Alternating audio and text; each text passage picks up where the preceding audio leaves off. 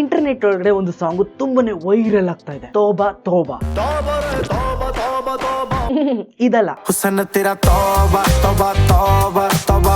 ಇದು ಈ ಸಾಂಗ್ಗೋಸ್ಕರ ಇಡೀ ಸಿನಿಮಾನೇ ನೋಡಕ್ ಹೋಗಿದೆ ಇವತ್ತು ಥಿಯೇಟರ್ಗೆ. ಮೈಸೂರಲ್ಲಿ ಫುಲ್ ಮಳೆ ಚಿತಾಲ್ ಪಾತಾಲ್ ಆದ್ರೂ ಕೂಡ ಇವತ್ತು ಸ್ವಲ್ಪ ಲೈಟ್ ಆಗಿ ಓಕೆ ಅನ್ನೋ ರೇಂಜ್ ಗೆ ವೆದರ್ ಎಲ್ರಿಗೂ ಸಪೋರ್ಟ್ ಮಾಡ್ತಾ ಇದೆ. ಇದೇ ಗ್ಯಾಪ್ ಅಲ್ಲಿ ಈ ಸಾಂಗ್ಗೋಸ್ಕರ ಈ ಸಿನಿಮಾನ ನೋಡೇ ಬಿಡೋಣ ಅಂತ ಪ್ಲಾನ್ ಮಾಡೇ ಬಿಟ್ಟೆ. 2019ರಲ್ಲಿ ಗುಡ್ ನ್ಯೂಸ್ ಅಂತ ಒಂದು ಸಿನಿಮಾ ಬಂದಿತ್ತು, ಅಕ್ಷಯ್ ಕುಮಾರ್ದು. ಅದ್ರದ್ದು ಅಪ್ಗ್ರೇಡ್ ಆಗಿರುವಂತ ಈ ಸಿನಿಮಾ ಬ್ಯಾಡ್ ನ್ಯೂಸ್. ಅದ್ರಲ್ಲಿ ಸ್ಪರ್ಮ್ ಎಕ್ಸ್ಚೇಂಜ್ ಆಗಿ ಅವ್ರ ಪಾಪು ಇವ್ರ ಕಡೆ, ಇವ್ರ ಪಾಪು ಅವ್ರ ಕಡೆ ಬೆಳವಣಿಗೆ ಆಗೋದನ್ನ ನೋಡಿದ್ರಿ. ಬಟ್ ಇಲ್ಲಿ ಬ್ಯಾಡ್ ನ್ಯೂಸ್ ಅಂದ್ರೆ ಇಬ್ರು ಸ್ಪರ್ಮ್ಸ್ ಒಂದೇ ತಾಯಿಯಲ್ಲಿ 2 ಮಕ್ಕಳು ಒಟ್ಟೊಟ್ಟಿಗೆ. How is this possible? ಇದು ಮೆಡಿಕಲ್ ಅಲ್ಲೇ ಮಿರಾಕಲ್ ಅಂತ ಎಲ್ಲರೂ ಹೊಗಳಿ ಪ್ರಾಕ್ಟೀಸ್ ಮಾಡೋದಕ್ಕೂ ಕೂಡ ಸ್ಟೂಡೆಂಟ್ ಗಳು ಅರ್ಜೆಂಟ್ ಅಲ್ಲಿ ಕಾಯ್ತಾ ಇರ್ತಾರೆ. ಆ ಲೆವೆಲ್ ಇರುವಂತ ಬ್ಯಾಡ್ ನ್ಯೂಸ್. ನಿಜ ಹೇಳ್ಬೇಕು ಅಂದ್ರೆ ಸಿನಿಮಾದ ಮೇಲೆ ಅಷ್ಟೊಂದು ಫೋಕಸ್ ಇರ್ಲಿಲ್ಲ, ಬಟ್ ಆ ಸಾಂಗ್ ಗೋಸ್ಕರ ಹೋಗಿದೆ ಅಂದ್ರೆ ನಂಬ್ತೀರಾ? ನಿಜವಾಗ್ಲು ಸಿನಿಮಾದಲ್ಲಿ ತೃಪ್ತಿ ಅವರಿದ್ದಾರೆ. ಯಾರು?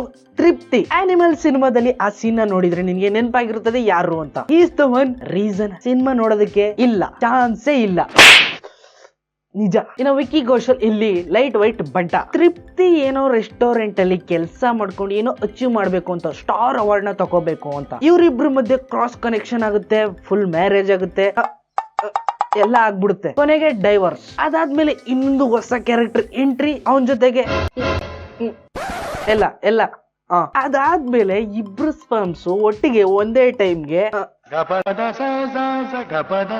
ತಲೆ ಕೆಟ್ಟು ಕೆರೆ ಹಿಡಿಸ್ತು. ಈ ತರ ಒಂದು ಕಾನ್ಸೆಪ್ಟ್ ಅಲ್ಲಿ ಈ ಸಿನಿಮಾ ಫಸ್ಟ್ ಟೈಮ್ ನಾನು ನೋಡ್ತಾ ಇರೋದು. ಆದ್ರೆ ಅಷ್ಟೊಂದು ಮಜಾ ಕೊಡ್ಲಿಲ್ಲ. ಒಂದೊಂದ್ ಸೀನ್ಸ್ ಗಳು ಮಜಾ ಕೊಡ್ತವೆ. You know what I am talking. ಸಿನಿಮಾದಲ್ಲಿ 30% ಕಾಮಿಡಿ ತುಂಬಿಕೊಂಡಿದೆ, ಎಲ್ಲ ವಿಕ್ಕಿ ಕೌಶಲ್ದೆ ಅಂಡ್ ಆಮಿ ವಿರಾಕು ಕೂಡ. ಇವರಿಬ್ರು ಈ ಸಿನಿಮಾದಲ್ಲಿ ಟಾಮ್ ಅಂಡ್ ಜೆರಿ ತರ ಕಚಾಡ್ತಾ ಇರ್ತಾರೆ. ನಂದು ಅದು, ನಂದು ಅದು, ಇದು ನಿಂದು, ಇದು ನಿಂದು, ಏನದು ಬೇಬಿ. ಇನ್ನ ಮೇನ್ ಆಗಿ ನಿಜವಾಗ್ಲೂ ಸಿನಿಮಾದಲ್ಲಿರುವಂತ ಆ ಸಾಂಗ್ ನೋಡೋದಕ್ಕೆ ಹೋಗಿದ್ದು ನಾನು. ನಿಜವಾಗ್ಲೂ ಮಾರ್ವಲಸ್. ಯಾವಾಗ ಬರ್ಬೋದು ಅಂತ ಕಾಯ್ತಾ ಕೂತ್ಕೊಂಡ್ರೆ ಕೊನೆ ಕ್ಲೈಮ್ಯಾಕ್ಸ್ ಆದ್ಮೇಲೆ ಪ್ರಮೋಷನ್ ಸಾಂಗ್ ಮಾಡಿದ್ದಾರೆ.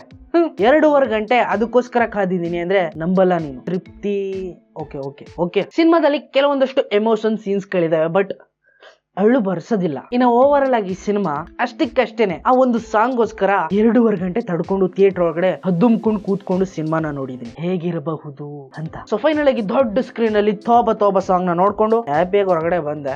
ನಿಮ್ಗೆ ಹ್ಯಾಪಿನೆಸ್ ಅಷ್ಟೊಂದು ಕೊಡಲ್ಲ, ಕೆಲವೊಂದು ಟೈಮ್ ಅಲ್ಲಿ ಹ್ಯಾಪಿನೆಸ್ ನ ಅನ್ನೋ ರೇಂಜಿಗೆ ಮಾಡಬಹುದೇನೋ.